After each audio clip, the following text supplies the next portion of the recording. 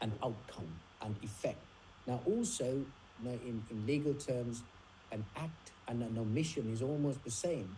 If you do something, you have an effect. If you don't do it, you also have an effect. But then what the church so spirituously and courageously go and teach about, it also says that you can thus expect a particular outcome.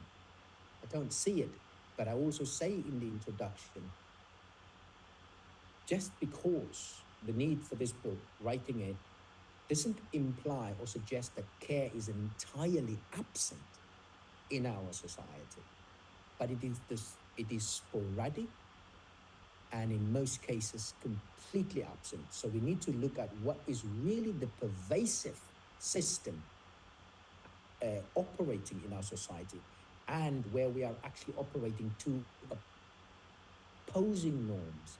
And for the Christian religious believer, I show them, for instance, now you say you shouldn't have God and mammon, but yet it is precisely what runs through the veins of not just your members, but your institution itself is dependent on what you say should be discarded.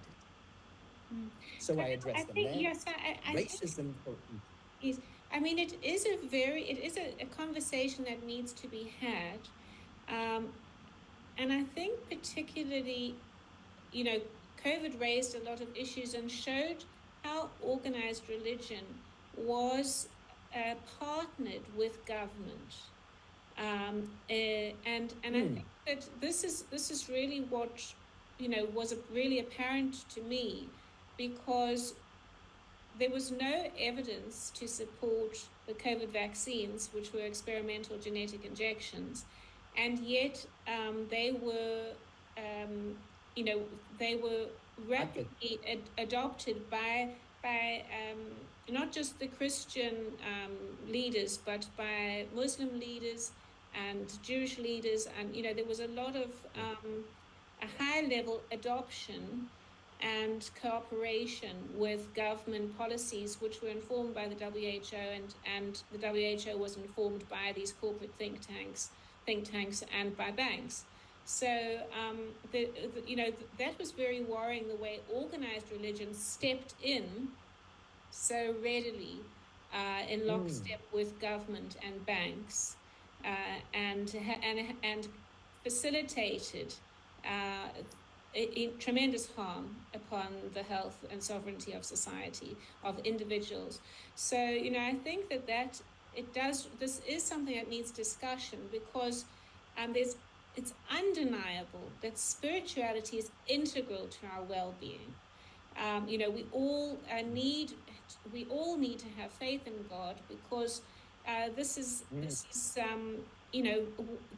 and God is as whatever, with religion, it's where you're born, really. If you're born in the Middle East, you'll have a religion. If you're born in Asia, you'll have that religion, and depending on the influences. So it's really what's demonstrable is the need and the truth that there is more to this reality, and it's the Spirit that is ubiquitous. But we've been factionalized by putting these things into organized religions, where people have to pay money and be members and all of that sort of thing. That control. You stated so beautifully there. Now, to add to that, I address particularly the impact on the psyche of the individual that the church as an organization that many people go to accept as an authority to relinquish their critical faculties, and the impact that has on their psyche and their subsequent behaviors. I address that as well, and the readiness and willingness to accept, such as the introduction of COVID vaccines without question, because an accepted external authority, to have authority over my agency says so, and they run with it. So that is addressed as well, and we can see the effects of that today. And I couldn't agree with you more that it is a matter that has to be talked about. That is that one of those elephants in the room that I say that, because my friends would just see, what are you criticizing the church? I criticize the behaviors, because when we look at people, we say it is the conduct, the behaviors that we disapprove of, not of people, because we would be hypocritical if we said we cared about human beings, but we seek their destruction. I'd say, Bill Gates, bruv, it is what you do that I disapprove of. I appreciate you as a human being. What perhaps underlyingly is driving and motivating your behaviors is an element of insecurity that just needs exploring. I am not a threat to you.